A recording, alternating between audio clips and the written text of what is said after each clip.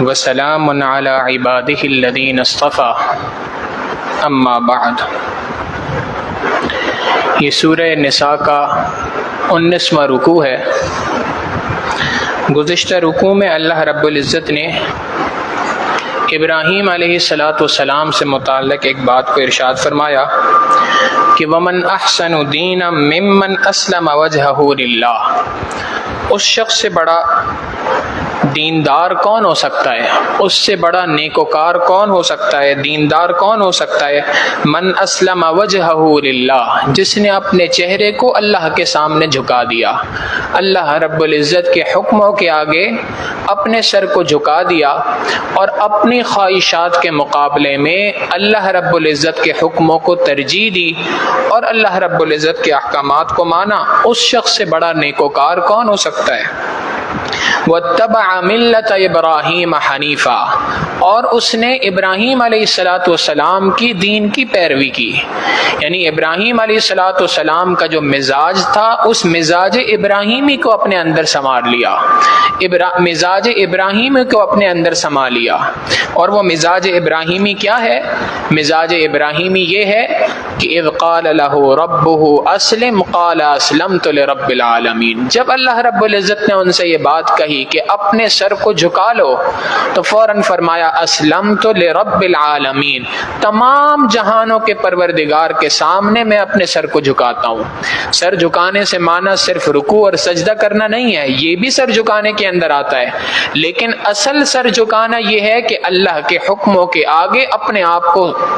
سر خم تسلیم کر لے بندہ۔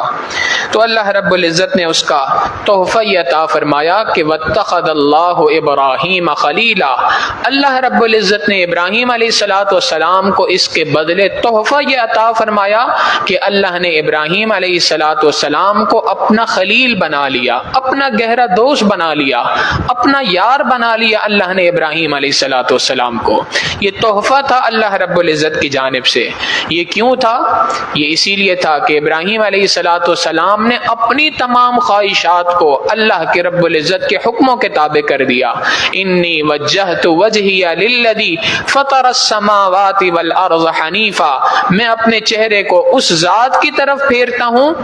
جو آسمان و زمین کا بنانے والا ہے۔ وما انا من المشرکین، میں شرک نہیں کر سکتا، نہ اللہ رب العزت کی ذات کے ساتھ کسی کو شریک کر سکتا ہوں، نہ اللہ رب العزت کے افعال کے ساتھ کسی کو شریک کر سکتا ہوں، نہ اللہ رب العزت کی صفات میں کسی کو شریک کر سکتا ہوں۔ اللہ نے جو حکم دے دیا اس حکم کے آگے میری جان حاضر ہے، میرا سر جھکا ہوا ہے اس کے آگے۔ یہ اللہ رب العزت کی جانب سے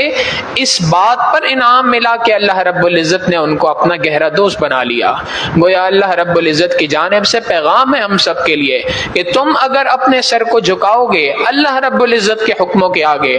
اپنے سر کو جھکا لو گے، سر خم تسلیم کر لو گے اللہ رب العزت کے حکموں کے آگے، تو نتیجہ یہ نکلے گا کہ اللہ رب العزت تمہیں بھی اپنا دوست بنا لے گا۔ پھر آگے اللہ رب العزت نے اسی کے ساتھ ایک اور بات کو ذکر کیا،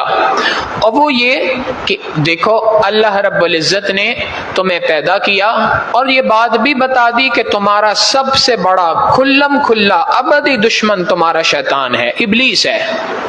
اور اس نے اللہ رب العزت سے وعدہ کیا تھا کہ اے اللہ میں ان کو ضرور بھی ضرور گمراہ کروں گا، اور گمراہی کے اندر یہ بات کی تھی کہ فَلَا يُغَيِّرُنَّ خَلْقَ اللَّهِ، کہ میں اللہ کی تخلیق کے اندر ان سے تبدیلی کرواؤں گا۔ اللہ کی تخلیق میں تبدیلی کس کو کہتے ہیں؟ علماء نے اس کی بعض صورتیں تفاسیر کے اندر لکھی ہیں۔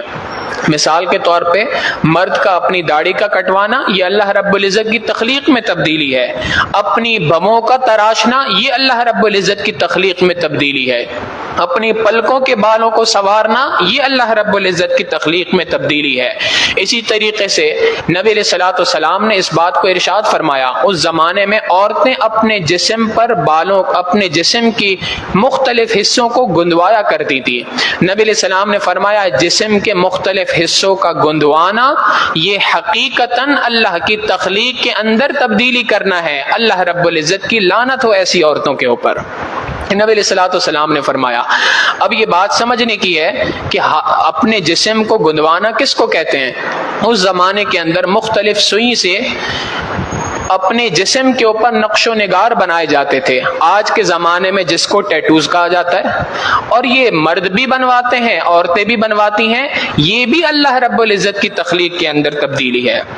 پھر اسی طریقے سے عورتوں کا اپنے سر کے بال کٹوانا، یہ بھی اللہ رب العزت کی تخلیق میں تبدیلی ہے۔ اور اسی طریقے سے نبی علیہ الصلوۃ والسلام کی احادیث مبارکہ سے پتہ چلتا ہے، علماء نے مسئلہ لکھا کہ اگر کوئی عورت اپنے چہرے کے جو روئیں والے بال ہیں ان کو ہٹواتی ہے تو اس کے بارے میں تفسیر ہے۔ تفصیل یہ ہے کہ اگر وہ بال اتنے زائد ہیں کہ بدنما لگ رہے ہیں تو ان کو ہٹوانے کی گنجائش موجود ہے، لیکن اگر اتنے زیادہ نہیں ہیں ویسے ہی ان کو ہٹوایا جا رہا ہے تو یہ ہٹوانا بھی اللہ رب العزت کی تخلیق میں تبدیلی ہے، اور یہ تمام کی تمام صورتیں ناجائز ہیں، حرام ہیں۔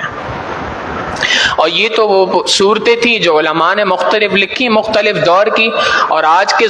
دور میں اسی مشابہت کی جدید صورتیں آ گئی ہیں۔ اور وہ جدید صورت یہ ہے کہ ایک مرد اپنے آپ کو عورتوں کے لباس میں، ایک مرد اپنے آپ کو عورت ڈکلیئر کرا دے، اپنے آپ کو عورت ہونے کا سرٹیفکیٹ دلوا دے، اور اس کے ساتھ ساتھ وہ عورتوں کی مشابہت اختیار کرے، عورتوں کے کپڑے پہنے، عورتوں کی طرح اپنی آواز کو لوچدار کر دے، یہ بھی اسی طریقے سے تخلیق کی تبدیلی ہے۔ اسی کے مخالفت میں اسی کا دوسرا مخالف یہ بھی ہو سکتا ہے کہ کوئی عورت اپنے آپ کو مرد تصور کرنے لگ جائے، مردوں کے اعتبار سے اپنے آپ کو پیش کرنا شروع کر دے، کپڑے مردوں والے پہننا شروع کر دے، مردوں کی طرح کی آواز کو بنا لے، یہ بھی تمام کے تمام اللہ رب العزت کی تخلیق میں تبدیلی کی صورتیں ہیں۔ آج جو ہمارے اس ملک میں ایک قانون بہت زیادہ زیر بحث ہے، جس کے اوپر گفتگو کی جا رہی ہے، جس کو کہا جاتا ہے ٹرانسجینڈر ایکٹ، اسی چیز کا نام ہے، اور بنیادی طور پہ بات کی گئی کہ جی یہ قانون اس لیے بنایا گیا ہے کہ جو دنیا کے اندر کچھ افراد ہیں جن کو پاکستان کا قانون خواجہ سراؤں کا نام دیتا ہے، قانونی اعتبار سے ان کا نام ہے خواجہ سرا، تو جو خواجہ سرا کہا جاتا ہے جن افراد کو، یہ ان کے لیے قانون ہے۔ حالانکہ حقیقت یہ ہے کہ قانونی اعتبار سے بھی، انگریزی کے اعتبار سے بھی دیکھ لیا جائے تو خواجہ سراؤں کا ترجمہ ٹرانسجینڈر سے بنتا ہی نہیں ہے۔ خواجہ سراؤں کا اگر انگریزی کے اندر ترجمہ کیا جائے تو وہ ترجمہ بنتا ہے انٹرسیکس، انٹرسیکس افراد کہلاتے ہیں انگریزی کے اندر۔ اردو کے اندر کہا جائے قانونی کتاب کے اعتبار سے تو خواجہ سرا ہے، ویسے اردو کے اندر اور بھی بہت سارے الفاظ استعمال ہوتے ہیں، ہجڑے کا لفظ استعمال ہوتا ہے، خواجہ سرا کا لفظ استعمال ہوتا ہے، تو یہ وہ افراد ہیں جن کے لیے قانون بنایا گیا، مگر قانون بنانے کے لیے جو لفظ استعمال کیا گیا وہ لفظ ان کے لیے ہے ہی نہیں۔ ٹرانسجینڈر کا لفظ ایک عام لفظ ہے جس کے اندر وہ افراد بھی شامل ہیں کہ جو جسمانی اعتبار سے نامکمل ہیں۔ دیکھیں دنیا کے اندر جیسے ایک شخص ہے، اگر ایک بچہ پیدا ہوتا ہے ماں کے پیٹ سے، اور پیدائش کے ساتھ ہی پیدائشی اعتبار سے اس کی آنکھ نہ ہو تو یہ ایک عیب ہے، ہاتھ نہ ہو یہ ایک عیب ہے، بالکل اسی طریقے سے اگر اس کے جنسی اعضاء مکمل نہ ہو تو یہ بھی ایک عیب ہے۔ لیکن شریعت نے اس عیب کے ساتھ اس لڑکا یا لڑکی کو تیسرا کوئی نام نہیں دیا۔ قرآن کریم کہتا ہے وَخَلَقْنَاكُمْ أَزْوَاجًا، اللہ نے تمہیں جوڑوں کی صورت میں پیدا کیا ہے، یا تو تمہارے اندر مرد ہوں گے یا عورت ہوگی، تیسری کوئی صنف تمہارے اندر نہیں ہو سکتی۔ سوال یہ ہے کہ جس کے اندر اس جنسی اعتبار سے نامکمل کوئی ہے تو اس کے بارے میں شریعت کیا کہتی ہے؟ بڑا آسان سا قانون شریعت نے بتایا، طبی معائنہ کیا جائے گا، طبی معائنے کے بعد میڈیکل انسپیکشن کے بعد دیکھا جائے گا کہ اس کے اندرونی اعتبار سے انٹرنلی یہ مردوں کے زیادہ قریب ہے کہ عورتوں کے زیادہ قریب ہے۔ مردوں والے ہارمونز ہیں، مردوں والے کروموسومز ہیں، ایکس وائی کروموسومز ہیں تو اس کو مرد تصور کیا جائے گا۔ عورتوں والی ہارمونز اس کے اندر پائے جاتے ہیں، عورتوں کی طرح ایکس ایکس کروموسومز پائے جاتے ہیں تو اس کو عورت تصور کیا جائے گا۔ تو یہ یا تو مردوں کے حکم میں ہوگا یا عورت کے حکم میں ہوگا، اس کے لیے کوئی تیسرا لفظ استعمال کرنا اس کو شریعت نے اس کا تصور ہی نہیں دیا، قرآن کریم میں اس کا کوئی تصور موجود نہیں، فقہ کے اندر احادیث مبارکہ میں اس کا کوئی لفظ دوسرا موجود نہیں۔ نبی علیہ الصلوۃ والسلام کے زمانے میں بھی یہ افراد ایسے ہوا کرتے تھے اور ان کو مرد یا عورت کی صورت میں ڈکلیئر کیا جاتا تھا۔ اب ان کی آڑ کے اندر ایک قانون بنایا گیا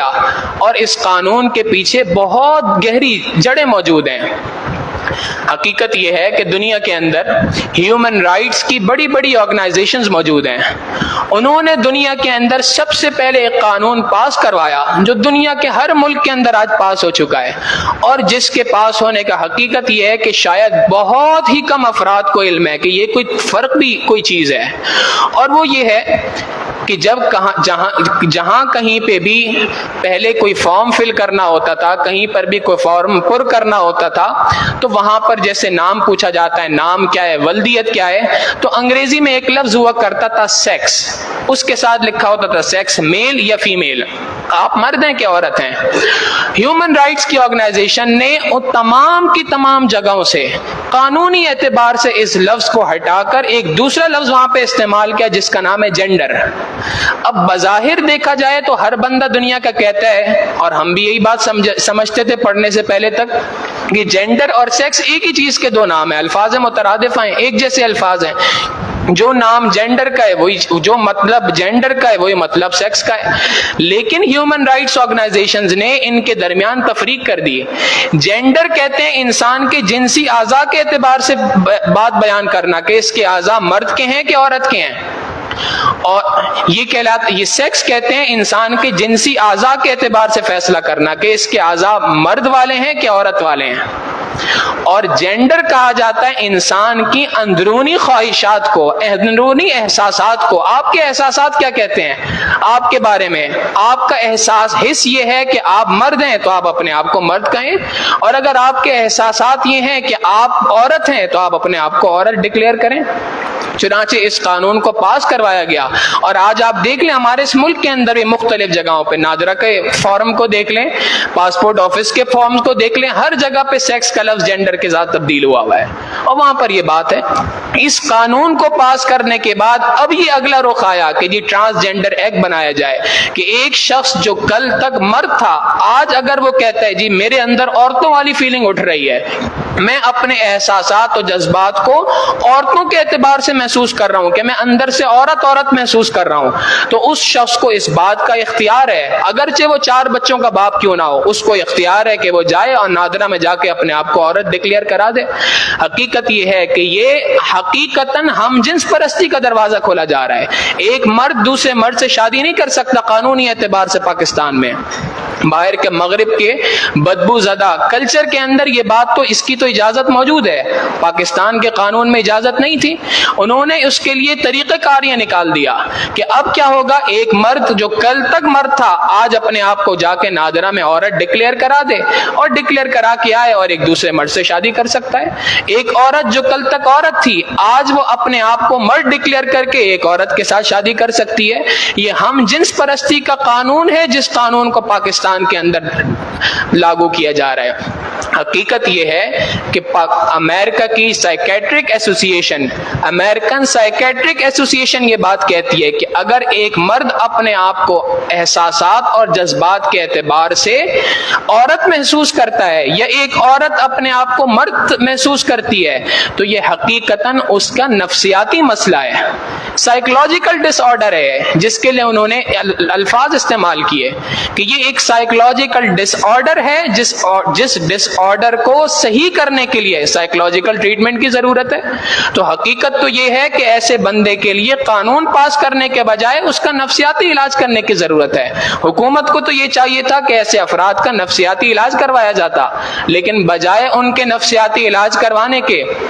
ان کے لیے قانون پاس کروائے جا رہے ہیں. نہ صرف یہ کہ قانون بنائے جا رہے ہیں بلکہ قانون کو پاس کرا دیا گیا. اور مزیدار بات یہ ہے کہ پاس کروانے والے کون ہیں؟ ایک انسان کو حیرانگی ہوتی ہے کہ وہ تمام کی تمام سیاسی جماعتیں جو ایک دوسرے کے مخالف ہیں، دن رات صبح شام ایک دوسرے کو گالیاں دینا ان کا شیوا بنا ہوا ہے، ایک دوسرے کو چور، ایک دوسرے کے لیے ڈاکو، غدار، ہر قسم کے الفاظ استعمال کرنے کو تیار ہیں، ایک دوسرے سے ہاتھ ملانے کو تیار نہیں. جب اس بل کی باری آتی ہے تو سارے کے سارے اکٹھے ہو جاتے ہیں، اکٹھے ہو کے اس بل کو پاس کر دیا جاتا ہے. ساری سیاسی جماعتیں اس کے اندر شامل ہو جاتی ہیں. پاکستان کی بڑی 3 سیاسی جماعتیں شامل ہیں. ان سب نے مل کر اس قانون کو پاس کر دیا. کیوں بھائی؟ حقیقت یہ ہے، پتہ چلتا ہے یہاں سے کہ حقیقت یہ ہے کہ وہ قومیں، وہ سیاسی جماعتیں جو سیلاب کے اوپر اکٹھے نہ ہو سکیں، پاکستان کی معیشت کے اوپر اکٹھے نہ ہو سکیں، پاکستان کی سیاست پر اکٹھے نہ ہو سکیں، ملک کے مفاد کے اوپر اکٹھی نہ ہو سکیں، وہ اس قانون پر اکٹھی کیسے ہو گئیں؟ یقیناً ان کو کسی بیرونی طاقت نے اکٹھا کیا ہے جو ان کو یہاں پر لائی ہے. اور یہ بات بھی یاد رکھیں، اللہ کے محبوب صلی اللہ علیہ وسلم نے ایک مرتبہ یہ بات ارشاد فرمائی، بڑی عجیب حدیث مبارکہ ہے، ابو داؤد شریف کی روایت ہے. نبی علیہ الصلوۃ والسلام نے ارشاد فرمایا، مجھے اپنی قوم پر کسی اور چیز کا ڈر نہیں ہے، مجھے اس بات کا ڈر ہے کہ قرب قیامت میں یہ لواطت کے عمل میں مبتلا ہو جائیں گے، ہم جنس پرستی میں مبتلا ہو جائیں گے. اور نبی علیہ السلام نے فرمایا کہ جب یہ ہم جنس پرستی میں مبتلا ہو جائیں گے تو مجھے ڈر ہے کہ ان کے اوپر آسمانوں سے پتھروں کی بارش ہوگی. یہ ہمیں اس کی طرف دھکیلا جا رہا ہے. اس بات میں ہمارا کردار یہ ہونا چاہیے کہ ہم اس پر سب سے پہلے تو اس کو سمجھیں کہ ہے کیا. ہماری پریشانی یہ ہے، ہماری ایک مصیبت یہ ہے کہ ٹرانسجینڈر ایکٹ یا اس طرح کے مسائل کو ہمیں پتہ ہی نہیں ہوتا یہ ہے کیا، اس کو پڑھنے کی کوشش ہی نہیں ہوتی، اس پر مستند مواد ہمارے پاس موجود ہی نہیں ہوتا کہ یہ کہہ کیا رہے ہیں، قانون کیا ہے، کیا اس کی پیچیدگیاں ہیں، کیا خرابیاں ہیں. برائے کرم اس کو سمجھا جائے سب سے پہلے تو، اور سمجھنے کے بعد ہماری ذمہ داری یہ ہے کہ ہم جس پلیٹ فارم پہ اس کے متعلق آواز اٹھا سکتے ہیں آواز کو اٹھائیں. آپ سوشل میڈیا کا استعمال کرتے ہیں، وہاں پر اس آواز کو اٹھائیں تاکہ کل قیامت کے دن اللہ کے سامنے ہم یہ بات تو کہہ سکیں کہ اے اللہ، میں جس اعتبار سے اس سے بری ذمہ ہو سکتا تھا میں نے اتنا کام اپنا کیا ہے. میں اس قانون میں یا اس طرح کے قرآن و سنت کے خلاف جو باتیں تھیں میں ان کا حصہ کبھی بھی نہیں بنا. اس بات کا یہ ایک کرنے کا کام ہے. اور دوسرا کرنے کا کام کہ ہم اللہ رب العزت سے دعا کریں، استغفار کریں، معافی مانگیں اللہ رب العزت سے، اپنی جانب سے بھی، اپنی امت مسلمہ کی جانب سے بھی، اور اللہ سے دعا کریں کہ اللہ رب العزت ہمارے اس ملک میں اسلام کے نظام کو نافذ فرمائے، ہمارے اس ملک کے اندر ہمیں نیک صالح قیادت عطا فرمائے، ایسے افراد عطا فرمائے کہ جو ملک کے ساتھ بھی مخلص ہوں، عوام کے ساتھ بھی مخلص ہوں، اور حقیقتاً اللہ کے دین کے ساتھ مخلص ہوں. تو یہ وَلَا يُغَيِّرُنَّ خَلْقَ اللَّهِ، شیطان نے اس بات کا اللہ سے وعدہ کر رکھا ہے کہ اے اللہ، میں آپ کے ان بندوں کو اللہ آپ کی تخلیق کے اندر تبدیل کرنے پہ ضرور آمادہ کر دوں گا. آج یہ جو دنیا کے اندر انسانی حقوق کی پرچار کرنے والی آرگنائزیشنز ہیں، ادارے ہیں، حقیقت یہ ہے کہ یہ ساری کے سارے ڈکوسلے ہیں کہ جی ہم خواجہ سراؤں کے حقوق دلوانے کی باتیں کر رہے ہیں. بھائی جو مرد اور عورتیں ہیں ان کی تعداد زیادہ ہے دنیا کے اندر یا خواجہ سراؤں کی تعداد زیادہ ہے؟ یقیناً ان کی مرد اور عورتوں کی تعداد زیادہ ہے. ان کے اوپر جو ظلم ہو رہا ہے، کیا آپ نے ان تمام ظلموں کی جتنے راستے تھے ان کو بند کر لیا؟ جہاں بات ہو فلسطین پر ظلم و ستم ہونے کی، جہاں بات ہو کشمیر پہ مسلمانوں پہ ظلم و ستم ڈھائے جانے کی، وہاں پر یہ خاموش ہوتے ہیں. حقیقت یہ ہے کہ یہ سارے کے سارے ڈکوسلے ہیں اور شیطانی چالوں کے ذریعے سے مسلمانوں کو پھانسنے کی کوشش ہے. ہمیں چاہیے کہ ہم ان سے بہت زیادہ ہوشیار رہیں اور ہرگز ان کے دھوکوں کے اندر نہ آئیں. آج کہا جاتا ہے کہ عورتوں کو مردوں کے شانہ بشانہ ہونا چاہیے. ایک مرتبہ ساجد سے یہ یونیورسٹی میں ایک طالب علم نے سوال کیا کہ جی مردوں کو عورتوں کے شانہ بشانہ ہونا چاہیے. میں نے ان سے کہا کہ جی اگر ایک مرد 6 فٹ کا ہے اور عورت 5 فٹ کی ہے تو بتاؤ یہ شانہ بشانہ کیسے چل سکتے ہیں؟ اب وہ کبھی شکل دیکھ رہا ہے کہ یہ کیسے ہو سکتا ہے. میں نے کہا بھائی اصل بات یہ ہے کہ یہ بات آپ مجھے یہ بتائیں، کیا اسلام نے مرد اور عورت کو برابر کے حقوق دیے ہیں؟ کہنے لگا جی ہاں. ساجد نے عرض کیا کہ ایسی بات میں تو کم از کم نہیں مانتا کہ اسلام نے مرد اور عورتوں کو برابر کے حقوق دیے ہیں. کہنے لگا واقعی؟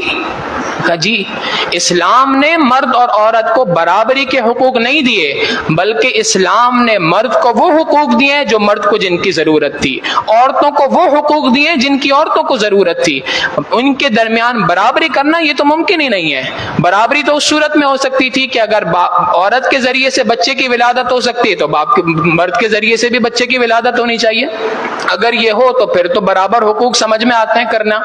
لیکن ہر بندے کی اپنی ضروریات ضروریات ہیں، ہر جنس کی اپنی ضروریات ہیں۔ قرآن کریم فرقان حمید کے ذریعے سے اللہ رب العزت کے محبوب صلی اللہ علیہ وسلم کے ذریعے سے اللہ رب العزت نے دونوں کے حقوق کو الگ الگ قرآن کریم میں بیان کر دیا۔ جس کو جن حقوق کی ضرورت تھی وہ حقوق بیان ہوئے ہیں۔ لہٰذا اسلام سے پہلے اگر دیکھا جائے تو عورت حقیقتاً ایک بکنے کی چیز تھی۔ عورت کو کسی بھی اعتبار سے وراثت میں حق نہیں دیا جاتا تھا۔ جس کے قبضے میں جتنی عورتیں ہوا کرتی تھیں اس کے انتقال کے بعد اس کی اولاد کے اندر، جائیداد کے اندر وہ عورتیں آ جایا کرتی تھیں۔ گویا کل تک جو اس بندے کی ماں تھی آج وہ اس کی بیوی بن گئی۔ ہم ذرا تصور تو کریں یہ کس طرح کے وحشیانہ قسم کے قانون تھے، کس طرح سے عورتوں کے حقوق کو یہاں پہ سلب کیا گیا تھا۔ اسلام نے آنے کے بعد ان تمام کے تمام حقوق کو بحال کیا عورتوں کے، اور جب یہ حقوق بحال ہوئے تو پھر لوگوں کے ذہن میں یہ بات آئی، یہ بڑی اجنبی سی بات تھی ان کے لیے کہ عورتوں کو اتنے حقوق دیے گئے۔ بعض لوگ نبی علیہ الصلوۃ والسلام کے پاس آئے اور انہوں نے آ کے عرض کیا، اے اللہ کے محبوب صلی اللہ علیہ وسلم، یہ عورتوں کے حقوق جو قرآن کریم میں بیان ہوئے ہیں یہ کب تک کے لیے ہیں؟ تو قرآن کریم میں اللہ رب العزت نے اس رکوع میں بات ارشاد فرما دی کہ یہ حقوق 2-4 دن کے لیے نہیں ہیں، یہ عارضی حقوق نہیں ہیں، یہ ہمیشہ ہمیشہ رہنے والے حقوق ہیں۔ اللہ رب العزت نے عورتوں کو تمام کے تمام حقوق عطا فرمائے ہیں۔ بخاری شریف کی روایت ہے، حضرت عائشہ رضی اللہ تعالیٰ عنہ فرماتی ہیں کہ جب کسی شخص کا انتقال ہوتا تھا تو جب کسی شخص کے چچا کا یا تایا کا انتقال ہوا کرتا تھا اور وہ دیکھتا تھا کہ میرے اس چچا کا یا تایا کی ایک بیٹی ہے جو خوبصورت ہے، تو وہ اس کو اپنی سرپرستی میں لے لیا کرتا تھا۔ مال بھی آ گیا، لڑکی بھی آ گئی، اور اس کے بعد اس کو کہیں اور نکاح کرنے کی اجازت نہیں ہوا کرتی تھی یہاں تک کہ وہ لڑکی بالغ ہو جائے، اور بالغ ہونے کے بعد وہی شخص اپنی اس چچا زاد تایا زاد بہن سے نکاح کر لیا کرتا تھا۔ اور نکاح کرنے پر یا تو مہر رکھتے ہی نہیں تھے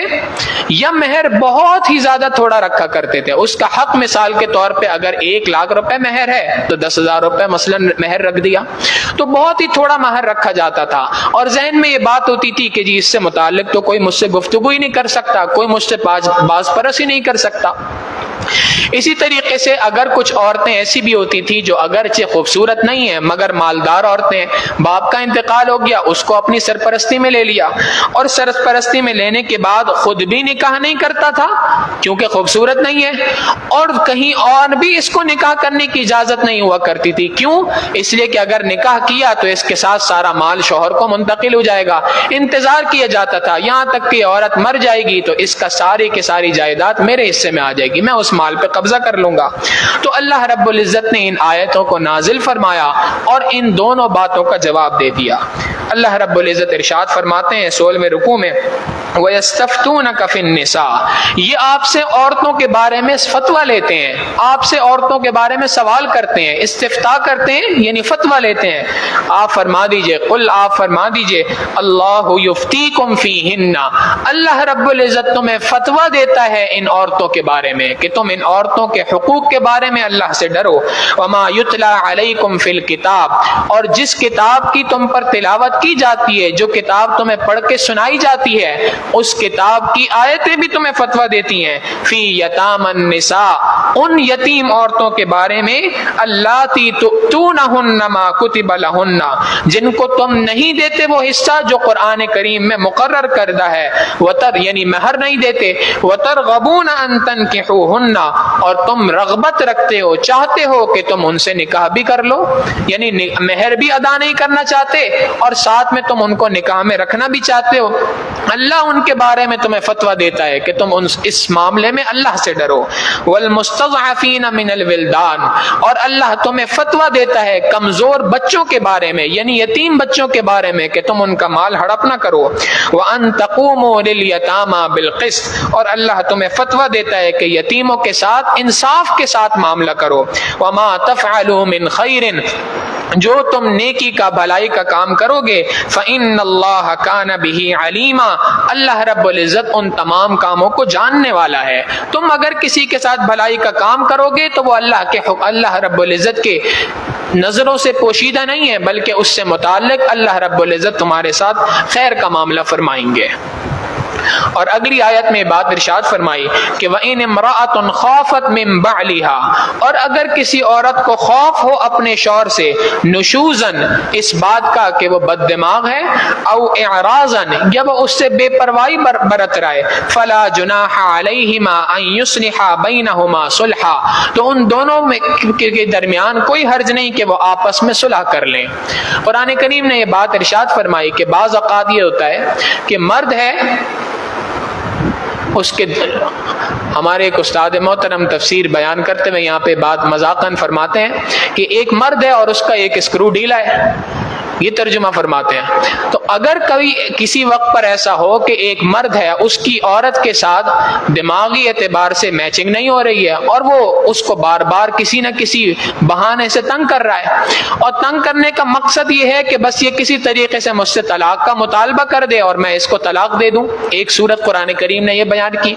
یہ دوسری صورت یہ ہے کہ مرد جو ہے وہ عورت سے اتنا زیادہ قلبی میلان اس کا نہیں ہے، اس سے دور جا رہا ہے، قلبی میلان اس کا اتنا زیادہ نہیں ہے، دلی اعتبار سے اس کی بانڈنگ وہاں پر نہیں بن رہی، اور وہ چاہتا ہے کہ میں اس عورت کو طلاق دے دوں، اور عورت یہ بات نہیں چاہتی کہ میں اس مرد کو چھوڑوں، کہ اگر مجھے طلاق ہو گئی تو میں کہاں معاشرے کے اندر دھکے کھاتی پھروں گی۔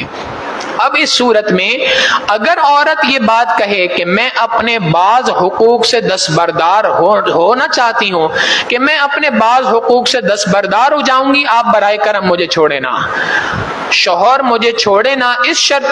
شرط کے ساتھ کہ میں اپنے کچھ حقوق سے دستبردار ہو جاؤں گی، گویا کسی معاملے پر صلح کرنے کے نتیجے پہ پہنچ جائے تو تمہیں چاہیے کہ تم اس کے ساتھ صلح کر سکتے ہو۔ وَإِنِ امْرَأَةٌ خَافَتْ مِن بَعْلِهَا، اگر کسی عورت کو اپنے شوہر سے خوف ہو، نشوزن بد دماغی کا، او اعراضن یا اس بات کا کہ وہ اس کے ساتھ قلبی میلان نہیں ہے، اس سے دور جا رہا ہے، فلا جناح علیہما، ان دونوں کے پہ کوئی گناہ نہیں، ان یصلحا بینہما صلحا، کہ وہ آپس میں کسی بات پر صلح کر لیں۔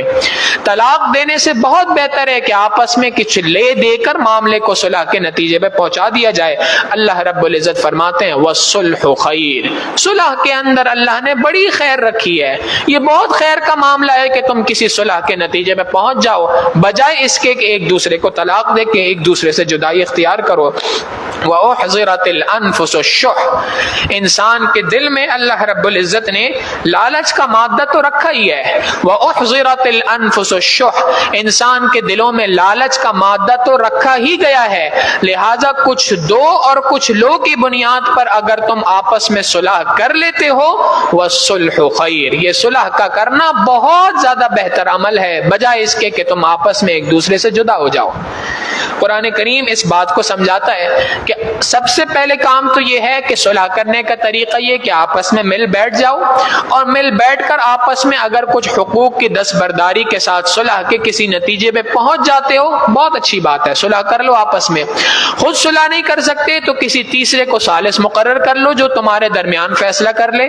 یہ بھی نہیں کر سکتے تو قرآن کریم تیسری بات فرماتا ہے کہ تیسرا معاملہ یہ ہے کہ اگر ایسا بھی نہیں کر سکتے، وَإِنْ خِفْتُمْ شِقَاقَ بَيْنِهِمَا فَابْعَثُوا حَكَمًا مِّنْ أَهْلِهِ وَحَكَمًا مِّنْ أَهْلِهَا، مرد کی جانب سے ایک شخص ثالثی مقرر ہو جائے، حکم مقرر ہو جائے، ایک عورت کی جانب سے ایک شخص کو مقرر کر دیا جائے، اب یہ دونوں مل بیٹھ کر کسی نتیجے پہ پہنچیں اور آپس میں بیٹھ کر فیصلہ کر لیں، اس فیصلے کو اختیار کر لو۔ یہ صلح کی تین صورتیں ہیں، ان میں سے کسی صورت کو اختیار کر لو،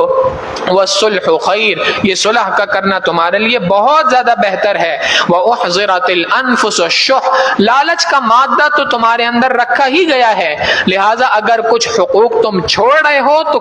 کچھ فائدے حاصل کرنے کے لیے چھوڑو گے، کچھ لو اور کچھ دو کی بنیاد پر آپس میں صلح کو کر لو، یہی معاملہ زیادہ بہتر ہے۔ وَإِن تُحْسِنُوا وَتَتَّقُوا، اگر تم نیکوکاری والی زندگی گزارو، اس معاملے کے اندر تقوی اختیار کرو، اللہ سے ڈرتے ہوئے یہ صلح کا اختیار کرو گے، فَإِنَّ اللَّهَ كَانَ بِمَا تَعْمَلُونَ خَبِيرًا، جو کام تم کرو گے اللہ رب العزت ان کاموں سے پورا باخبر ہے۔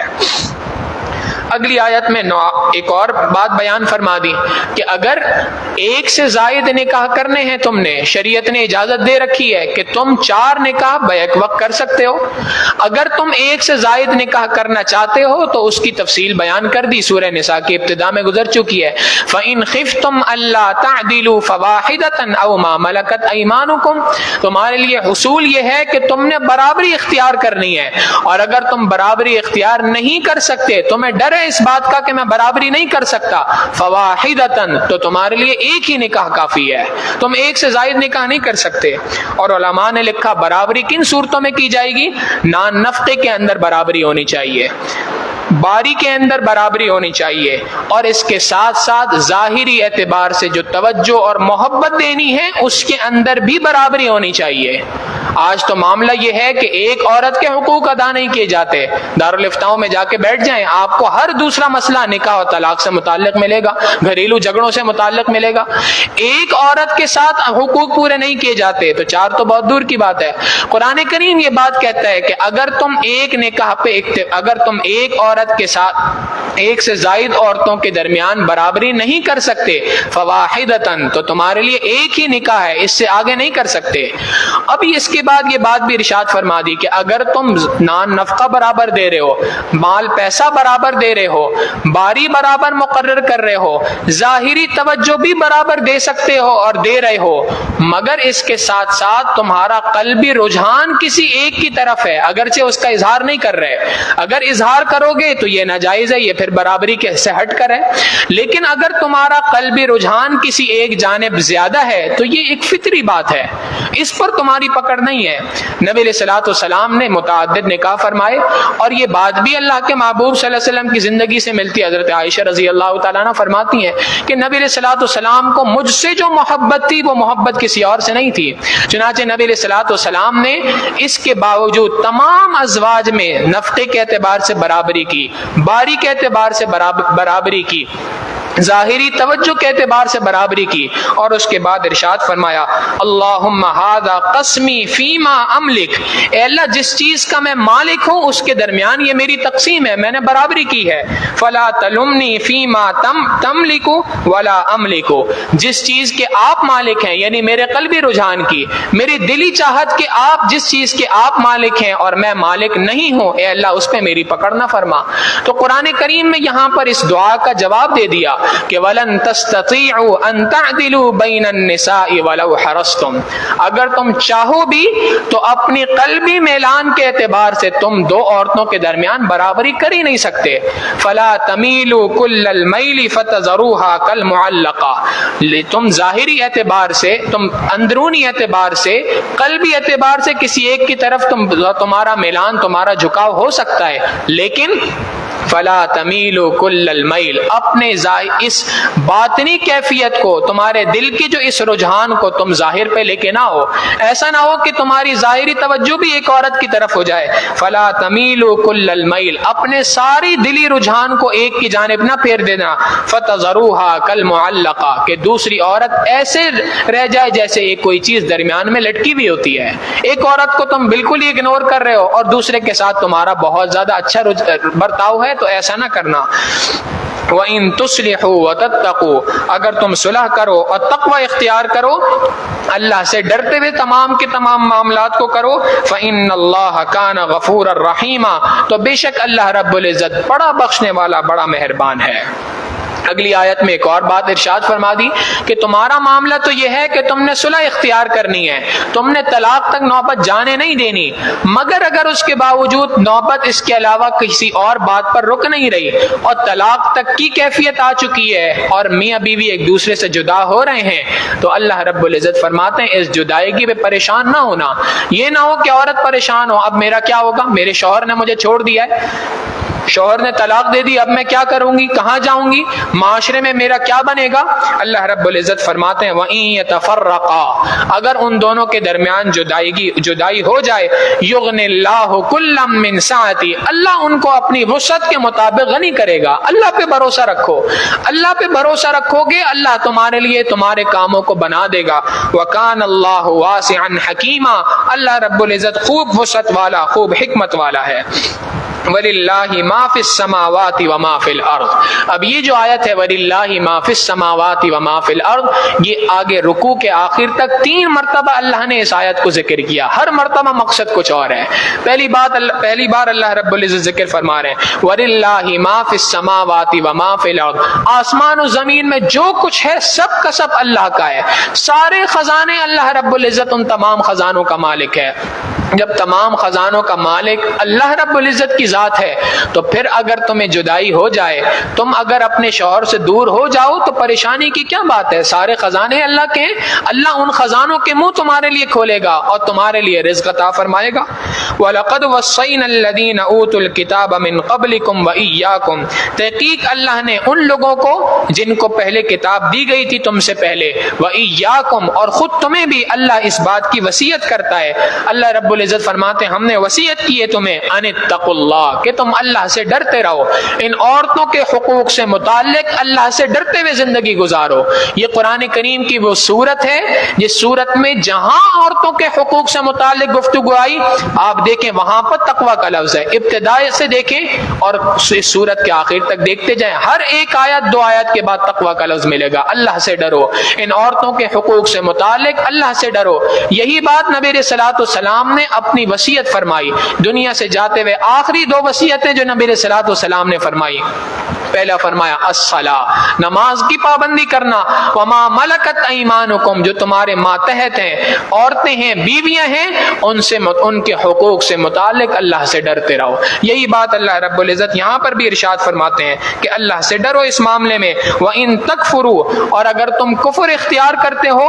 اللہ کی نہیں مانتے، فَإِنَّ لِلَّهِ مَا فِي السَّمَاوَاتِ وَمَا فِي الْأَرْضِ، دوسری بار اسی بات کا ذکر کہ آسمان و زمین کے جتنے خزانے ہیں سب کے سب اللہ کے ہیں۔ لہذا تم اللہ رب العزت کو دھوکہ نہیں دے سکتے، اللہ کو تمہاری ضرورت نہیں ہے، تمہارا کفر اللہ رب العزت کو ہرگز نقصان نہیں پہنچا سکتا، وہ کائنات کا مالک ہے، خزانوں کا مالک ہے، تمہارا ایمان لانا اس کے لیے کوئی فائدہ مند نہیں، تمہارا کفر اختیار کرنا اس کے لیے کسی قسم کا نقصان کا باعث نہیں ہے۔ آسمان و زمین میں جتنی مخلوق ہیں سب کے سب اس کی ہیں۔ وَكَانَ اللَّهُ غَنِيًّا حَمِيدًا، اور اللہ رب العزت بے پرواہ ہے، حمیداً خوب قابل تعریف ہے، اس کو تمہاری تعریفوں کی ضرورت نہیں ہے۔ آسمان و زمین میں جتنی مخلوق ہیں سب کی سب اس کی تعریف میں لگی ہوئی ہیں، تمام فرشتے، تمام چرند پرند جانور سب کے سب اللہ کی تعریف کے اندر لگے ہیں، اس کو تمہاری تعریفوں کی ہرگز ضرورت نہیں۔ ہاں اگر تم اللہ کی بندگی اختیار کرو گے فائدہ تمہارا اپنا ہے۔ وَلِلَّهِ مَا فِي السَّمَاوَاتِ وَمَا فِي الْأَرْضِ، یہ تیسری بار اللہ رب العزت فرماتے ہیں آسمان و زمین میں جو کچھ ہے سب کا سب اللہ رب العزت کا ہے۔ وَكَفَى بِاللَّهِ وَكِيلًا، اور اللہ رب العزت کارساز ہونے کے اعتبار سے، کام بنانے کے اعتبار سے اللہ کی ذات کافی ہے۔ کام بنانے والا بھی اللہ ہے، کام بگاڑنے والا بھی اللہ ہے۔ وَإِن يَمْسَسْكَ اللَّهُ بِضُرٍّ، اگر اللہ تمہیں کوئی تکلیف پہنچانا چاہے، فَلَا كَاشِفَ لَهُ إِلَّا هُوَ، دنیا میں کوئی نہیں جو تمہیں اس تکلیف کو تم سے دور کرے۔ وَإِن يُرِدْكَ بِخَيْرٍ، اللہ تمہارے ساتھ خیر کا معاملہ کرنے کا ارادہ کرے، فَلَا رَادَّ لِفَضْلِهِ، اس خیر کو تم سے کوئی نہیں روک سکتا۔ لہٰذا اللہ رب العزت نے یہاں پہ بات ارشاد فرما دی، اگر تم تقوی اختیار کرو گے، بندگی والی زندگی اختیار کرو گے تو یاد رکھو کائنات کے سارے خزانے میرے پاس ہیں۔ اگر تم اپنے سر کو میرے سامنے جھکاؤ گے کائنات کے سارے خزانے میں تمہارے سامنے کھول دوں گا، اور تم تقوی والی زندگی اختیار کرو گے تو وَمَن يَتَّقِ اللَّهَ يَجْعَل لَّهُ مَخْرَجًا وَيَرْزُقْهُ مِنْ حَيْثُ لَا يَحْتَسِبُ، اللہ تمہارے لیے تنگیوں میں سے راستے نکالے گا اور تمہیں وہاں سے رزق عطا فرمائے گا جہاں سے رزق کا تمہیں گمان بھی نہیں ہوگا۔ تمہارے رزق کے مسائل اللہ دور کر دے گا، معاش کے اعتبار سے مسائل کو دور کر دے گا۔ شرط کیا ہے؟ اللہ کی طرف دوڑ کے تو دیکھو، اللہ کی طرف لپک کے تو دیکھو، اللہ رب العزت کی طرف رجوع تو کر کے دیکھو۔ اللہ رب العزت کا معاملہ بہت زیادہ رحمتوں والا ہے، لیکن اگر تم اللہ رب العزت سے دور جانا چاہو گے تو ان یشاء یذہبکم ایھا الناس ویأتی بآخرین، یاد رکھو اگر اللہ چاہے تو تمہیں اس دنیا دنیا سے اٹھا لے اور تمہاری جگہ کسی اور قوم کو یہاں پر لے آئے. وَكَانَ اللَّهُ عَلَى ذَلِكَ قَدِيرًا, اللہ رب العزت اس بات پر قادر ہے. لہٰذا من کان یرید ثواب الدنیا, جو کوئی شخص بھی دنیا کی زندگی کو, دنیا کے فائدوں کو چاہے گا, دنیا کے اندر ثواب کو کے اعتبار سے زندگی گزارے گا, فعند اللہ ثواب الدنیا والآخرہ, دنیا اور آخرت دونوں کے اندر بدلہ اور بھلائیاں اللہ کے ہاتھ میں ہیں. وکان اللہ سمیعا بصیرا, اللہ رب العزت خوب سننے والا, خوب دیکھنے والا ہے. مفسرین نے لکھا اللہ رب العزت نے اس رکوع کے آخر میں اس بات کو ارشاد فرما کے یہ بات فرما دی کہ رکوع کی ابتدا میں فرمایا تھا کہ صلح کر لو, آخر میں فرما دیا یہ بات کہ اللہ رب العزت کے پاس دنیا اور آخرت کے تمام خزانے ہیں. وہ یہ اشارہ کر دیا کہ جب تم صلح کر رہے ہو تو صلح کرتے ہوئے صرف دنیاوی فوائد کو سامنے نہ رکھنا, صرف اخروی فوائد کو سامنے نہ رکھنا, بلکہ دنیا اور آخرت دونوں کے فوائد کو سامنے رکھتے ہوئے کام کرنا. اس لیے کہ ہم کمزور لوگ ہیں, اللہ سے صرف یہ دعا نہیں کر سکتے کہ اے اللہ صرف آخرت اچھی کر دے, دنیا اچھی نہیں چاہیے. نہیں, نبی علیہ السلام نے دعا سکھائی, قرآن کریم کے اندر ہے ربنا آتنا فی الدنیا حسنہ وفی الآخرۃ حسنہ, دنیا کی بھی بھلائیاں چاہیے, آخرت کی بھی بھلائیاں چاہیے. لہذا جب تم صلح کر رہے ہو تو اپنے صرف دنیاوی فوائد کو سامنے نہ رکھنا, اللہ سے ڈرتے ہوئے زندگی گزارنا, اور ان عورتوں کے حقوق سے متعلق جب کبھی بات ہو, بات کرتے ہوئے بات ذہن میں رکھنا کہ دنیا کے فوائد کو بھی سامنے رکھنا ہے, آخرت کے فوائد کو بھی سامنے رکھنا ہے. ان دونوں فوائد کو سامنے رکھ کے زندگی گزارو گے تو دیکھنا تمہاری زندگی کتنی کامیاب ہوگی. حضرت اقدس تھانوی رحمہ اللہ نے ایک واقعہ لکھا کہ ایک مرد نے, ایک شخص کا انتقال ہوا, کسی نے خواب میں دیکھا تو جنت کے اندر تھا, تو اس سے پوچھا کہ بھائی آپ کی جنت کا اندر جانے کا سبب کیا بنا, مغفرت کا سبب کیا بنا؟ اس نے کہا کہ جی میری بیوی نے ایک مرتبہ ایک ایسی غلطی کی کہ اگر میں اس کے اوپر سخت ترین سزا دینا چاہتا تو دے سکتا تھا,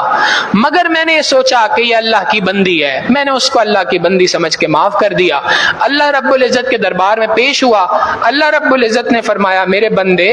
تو نے میری بندی کو میری بندی سمجھ کے معاف کیا تھا, جا آج میں تجھے اپنا بندہ سمجھ کے معاف کرتا ہوں. دنیا کے اندر انسان صرف دنیا کے فوائد کو سامنے نہ رکھے, آخرت کے فوائد کو بھی سامنے رکھ کر اگر صلح کرتا ہے, دنیا کے معاملات پہ فیصلہ کرتا ہے, اللہ رب العزت فرماتے ہیں دنیا اور آخرت کے اندر بدلہ دینا یہ تو اللہ کے ہاتھ میں ہے. لہٰذا دنیا کی بھی فکر کرو, دنیا کی بھی بھلائیاں اللہ سے مانگو, اور اس کے ساتھ ساتھ آخرت کی بھلائیاں بھی اللہ رب العزت سے مانگو. اللہ رب العزت سے دعا ہے کہ اللہ رب العزت ہم سب کو دنیا اور آخرت کی تمام خیر اور بھلائیاں نصیب فرمائے. وآخر دعوانا ان الحمد للہ رب العالمین. سبحان ربی العلی الوہاب. اللہم صلی علی سیدنا محمد وعلی آل سیدنا محمد وبارک وسلم. ربنا ظلمنا انفسنا وإن لم تغفر لنا وترحمنا لنكونن من الخاسرین. ربنا آتنا فی الدنیا حسنہ وفی الآخرۃ حسنۃ وقنا عذاب النار. وصلی اللہ تعالی علی حبیبہ سیدنا محمد وآلہ واصحابہ اجمعین برحمتک یا ارحم الراحمین.